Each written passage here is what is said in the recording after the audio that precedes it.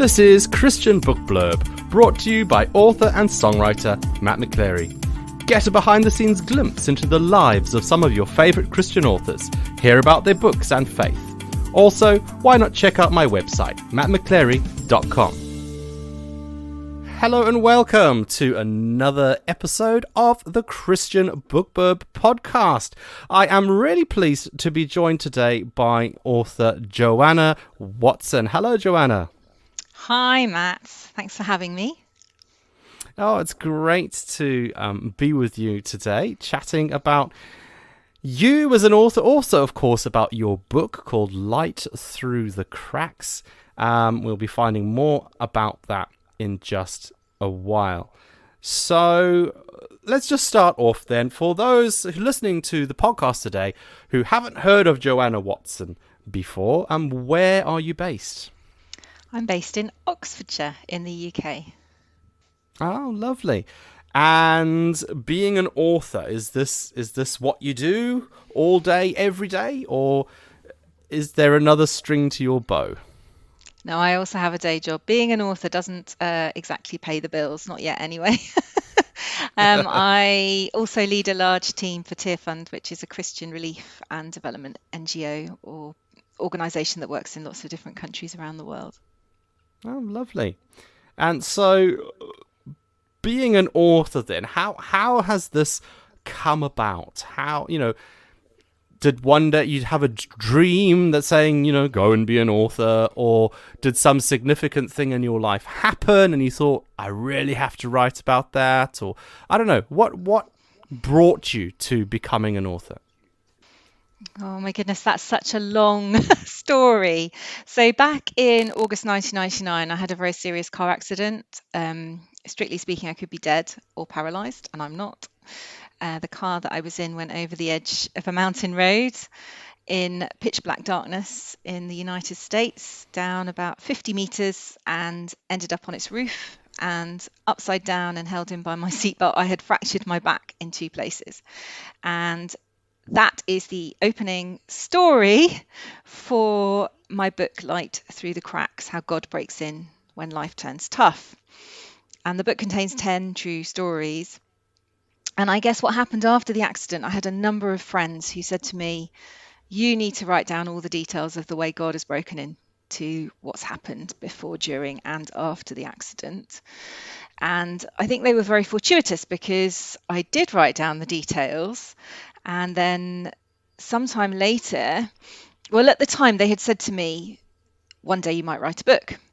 And then sometime later, I found myself really contemplating writing a book because I guess what had been happening is that miracle stories were finding me. And I initially set up a blog, and then that grew and the readership grew. And then I had 3 instances where different people spoke into my life prophetically, and all of them spoke about writing. And so I thought, I really need to take this seriously. I need to think about writing a book. And I knew that my story would be the opening chapter. And I had a number of other people known to me whose stories were, I guess, dramatic in a certain sense, that they were too long for the blog. The blog is more short stories in the moment. The book is more stories that have taken place over a period of time. And so I found myself compressing my hours in my day job in order to release a day a week to write. And it took 7 years of Mondays to complete it. And so we now have this book that got published a few months ago called Light Through the Cracks, How God Breaks In When Life Turns Tough. So I hope that answers your question.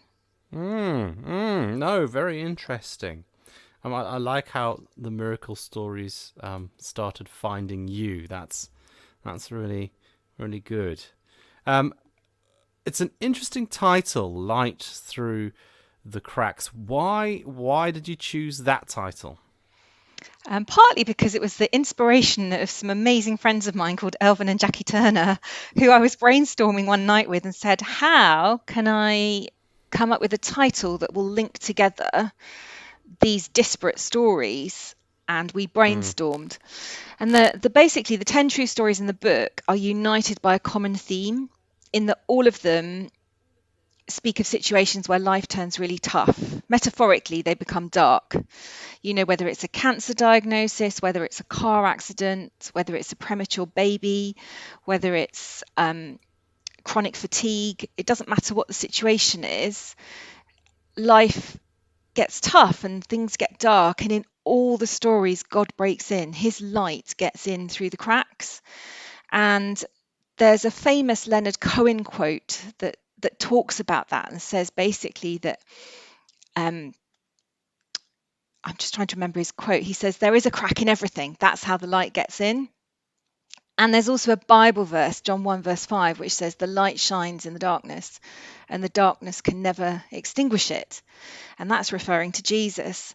And whether you want to go with Leonard Cohen or whether you want to go with the Gospel of John and Jesus's words, or the description of Jesus through John's words, Mm. it's a description of what the book's about, because it's basically saying Mm. the light can't be extinguished in these stories. It shines even in the midst of the darkness. Mm. Because it's a collection of these different, really personal stories, and you said it took you 7 years of Mondays to write it. How did you do that? How did you balance writing with work? Because I would imagine, because it's not like, I don't know, a work of fiction or something, or your personal story only, where you can just lock yourself in a room and sort of plan it and write it, because it involves other people. How did you research it or interview, or what did that process behind the scenes look like in bringing and pulling the book together? I should say that my day job in pre-pandemic involved quite a lot of international travel. So I did work out one time that I think it would have taken about 9 or 10 months of solid writing if I'd done it literally back-to-back weeks. The way that I did it was identifying potential stories that could go in the book. And I had a couple of people who said they didn't want to be included. And then I had others who came along unexpectedly and did want to be included. And for every single one, the main characters in the story are named. Everybody else is alluded to, but anonymously, because of the challenge with getting permissions. But each one, I interviewed the people involved, the named people involved, at length and in detail, and then transcribed the recordings. And obviously that process for each story, given the book's 84,000 words, took quite a long time. And one story at a time, I would then incorporate various other sources. So, for example, my own personal journal entries, or notes from letters or cards or prayer emails, prayer WhatsApp groups, prayer texts, plus, where applicable, blog posts from one of the stories. The people involved were writing blogs regularly throughout the whole scenario, or newspaper cuttings, or song lyrics, or Bible verses. There were just a lot of sources of material, and I had this mound of raw material per story, and I just then had to tackle each story one at a time and put it together in a really coherent way, and then create a, I guess, narrative voice that bound the whole book together. You can definitely hear my voice in the way the stories are told. And everyone named gave their permission to be included. But I guess the challenge with writing a true story is you've got to get a good balance, because it's not a journalistic report, it's not a newspaper report, but it's also not a novella. I can't make things up. So they've got to be accurate, but you don't want them to be mind-numbingly factually boring. And they're at their heart stories. So I've written them in a very accessible way, and people who've read them have said they're raw, they're real, and they're messy, because I've written them in the first person present tense as a way of making you feel like you're there in that instance. You're part of that story as you're reading. You don't know what the ending's going to be, and they don't all have happy endings, but God has still broken in. And I included in and inserted conversations throughout as well. And sometimes those were approximations. A few of them were actually recorded and recalled word for word. But I just felt where it brought clarity or where it brought a sense of personal engagement, I did my best with each story, and everybody whose stories are in there is happy. Mm, mm. It is, as you're describing it, it is quite a task that you undertook in writing that. And yeah, you can appreciate the work that's gone into it. If I'd known the complications of writing this type of genre, I might not have used it as my first foray into being an author. Put it that way. It's one of the most complicated types of format to write, I've been told afterwards. Well, just as well, because you may never have attempted it if you'd had known that before, maybe. Possibly. Yeah. I think I still would have had the book in me, and it just needed to be written. Yeah. So, miracles. Your book is full of them. Are miracles something the church needs to be speaking about today? Are miracles still relevant to life today? Some people may even say, do miracles still happen today? Some people don't think that they do. What is your whole take on the sort of the broad spectrum of miracles and their place in Christian life today? Do we need to talk about them more? Or, what are your thoughts? Miracles definitely still happen today. The Bible tells us that God is the same yesterday, today, forever. Well, specifically, Jesus is the same yesterday, today, forever, and also his word is unchanging. And the Christian faith is full of miracles. If you take the miracles out of Christianity, you don't have a lot left. And if you take the miracles out of the Bible, you don't have a lot left. So if God did miracles in the Bible, he did miracles in history, why would he not be doing miracles in the present day?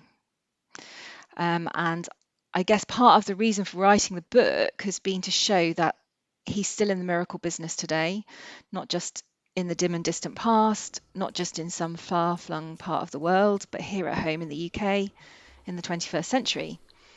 And one of the things that I found really interesting, particularly with the stories in the book that are about healing rather than provisional protection, are the number of medical professionals who just are confounded and say it makes no medical sense what's happened to these particular people in these stories.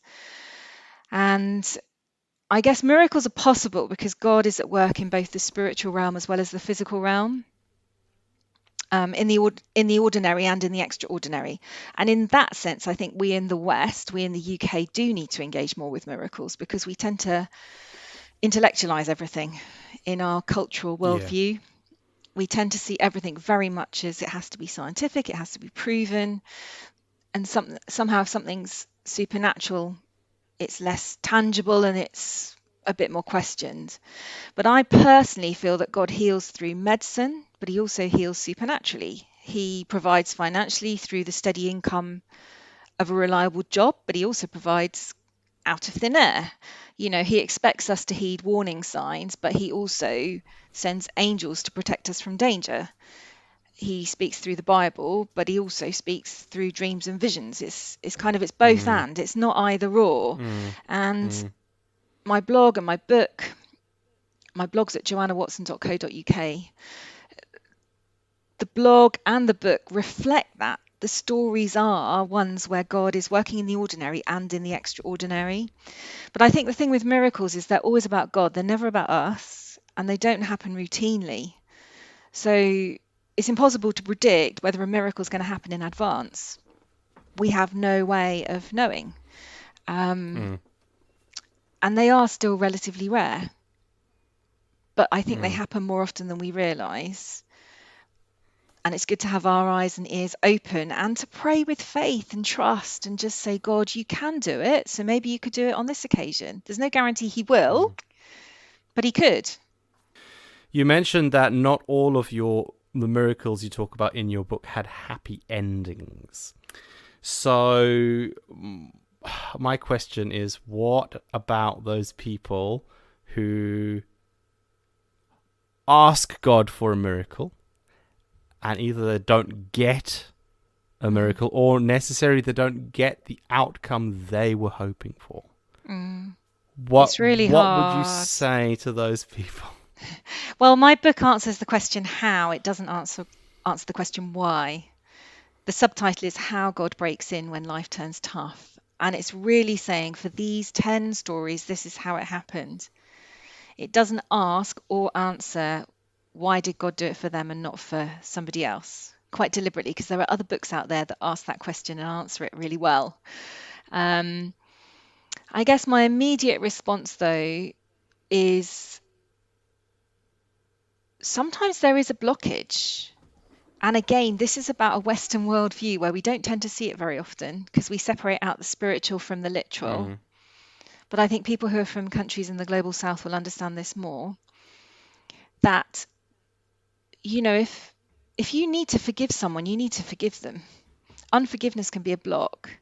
If you need to confess a sin, you need to confess a sin.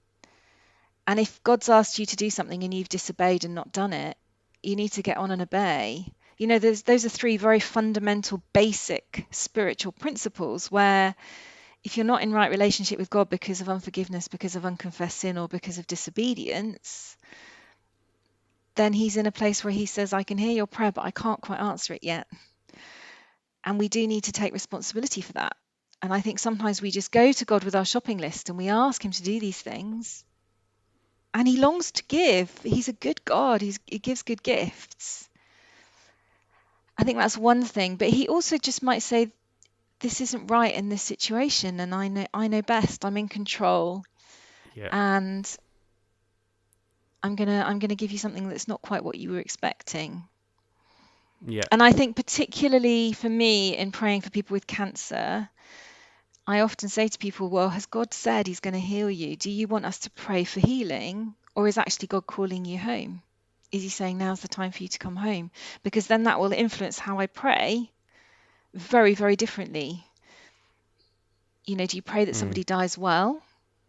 Or do you pray that actually you get that miraculous healing? And the person involved, I think, needs to hear from God to know which way to pray. Yeah. Yes. And it's important to know as well, I think, that just because you don't get the outcome you were hoping for, it doesn't necessarily mean that God has abandoned you or God isn't listening to your prayer.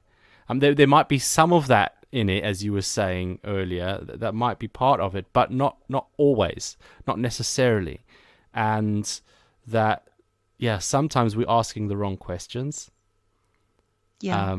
We praying, may my will be done. I want this to happen. May my will be done. And God sometimes goes, well, actually, no, it's going to be God's will that's going to be done and not yours. So, and that can be really difficult. But as you say, I really like that, asking the question of the person who you're praying for, if they've heard from God. And if they haven't heard from God, actually that being the nudge they need to go to God and say, okay, what's going on here? What is your will? I think we all very clearly know what our will is in nearly every situation, but it's taking that step back, isn't it, and asking God, what's your will? And then one of the pursuing that. One of the common patterns in the book, so in Light Through the Cracks, How God Breaks In When Life Turns Tough, one of the common patterns is that God speaks really clearly to the key personal people involved and either gives them a scripture verse or a prophetic promise. And then the situation goes the complete opposite. And then through that time, they have to absolutely hold on to what God has said. And I think there is something about learning to hear and discern God's voice. And if your listeners or any of your listeners struggle to do that, there are ways in which you can really learn. I mean, the primary way is through scripture. And there are several stories where God gave a very clear scripture verse to the people involved that they could then hold on to. And the same with where it was more of a contemporary word, a prophetic word, they just held on. And said, that's God, really you good. promised. Really good. Yes, you're right. I've for experienced months that and myself months personally. and Yeah, months. Yeah. you're right. Yeah, yeah. Yes. Oh, it sounds like a really interesting book. It's if you haven't read Light Through the Cracks When Life Gets Tough, do get a copy. It is really good stuff. Let us turn very briefly to Joanna Watson, the person, rather than Joanna Watson, the author. Our listeners like to get a bit of a behind the scenes glimpse into the lives of the authors we chat to on this podcast. So, do you do anything in your spare time? Do you do anything for fun, or any quirky hobbies you have, or maybe not so quirky? Anything you'd like to share with us about sort of your life behind the pen, as it were? I love that, behind the pen. I love writing. I do love writing. I journal prolifically. Um, and having said earlier about God speaks through the Bible and he speaks through dreams and visions, I get dreams quite a lot and often I'm writing them down. Um, I love cycling and I love walking, and I live in a beautiful, beautiful part of the country. Oxfordshire countryside is just gorgeous. You've got the Chiltern Hills in one direction, you've got the Cotswolds in another direction, you've got the Ridgeway, and when it is a sunny day, you can just head out for miles at a time. I love hanging out with my friends, with my family, and lots of little people in my life who always just say it as it is. And I love cooking. I love baking, just opening my home to people. And but I do love writing. I know that that's a thing that authors often say, but I do really, really enjoy it. It gives me a lot of life to write and process in that way. Because you love writing so much, is there anything coming up on the writing front? Have you got another book sort of bubbling away as we speak, or have you got plans to write something else, or what's next for Joanna Watson? Oh my goodness. I have so many book ideas. I don't know where to start. The thing I'm working on at the moment is a simple study guide to go with the book. So one thing I was not expecting were readers from both the US and the UK to come back to me and say, oh, I really wish there was some sort of book group kind of guide with questions covering the themes. So I'm working on that at the moment. And it's looking at some of the common themes from across all the stories, such as hearing God's voice, or miracles like why and when and how do they happen, and healing and suffering, things like that. Big topics, but I think it generates a conversation as people read the book. I've also got two other ideas for books. One would be more of a devotional, and another compilation of 10 true stories. In fact, I have already got 4 for that second book. Again, they have just found me. So similar theme on miracles, or different? Yeah, no, theme? very similar theme. It would be another more light through more cracks. All right, okay. No, that wouldn't be what it's called, but that would be the gist of what it would be, because it seems to have hit a spot. You look at the reviews online, and the feedback that I've been getting, people have been really inspired, and their faith has been raised in a way that completely exceeded my expectations. And I can't help but wonder whether it's because it's been published in a pandemic, and there's so much kind of hopelessness and cynicism and despair around us at the moment, especially in the media, that to have a book that completely and utterly contradicts it and says, God is good, God is at work, and here are some hope-filled stories, that it's giving people a different narrative, and they're actually quite hungry for it. Yeah. Oh, really good. Oh, it's all exciting stuff. How can people find out more about you? Have you got a website? Are you on social media? Where can people go? Yes, and yes. My website is joannawatson.co.uk. And people can sign up there to get regular once a month updates from me by email, with news of new blogs, posts and articles and podcasts and things like that. So that's joannawatson.co.uk, and I am on Facebook and Instagram at Joanna Watson Writes on both platforms. at Joanna Watson Writes.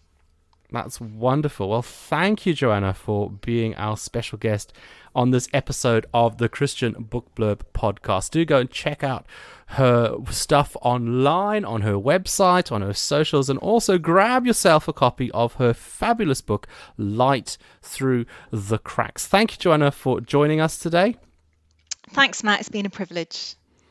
And thank you as well for tuning in for another edition of the Christian Book Blurb. Don't worry, we'll be back again in about 2 weeks' time with another installment with another fantastic Christian author. So do tune in again a bit later on this month or early next month, and we'll be back with another edition of the Christian Book Blurb.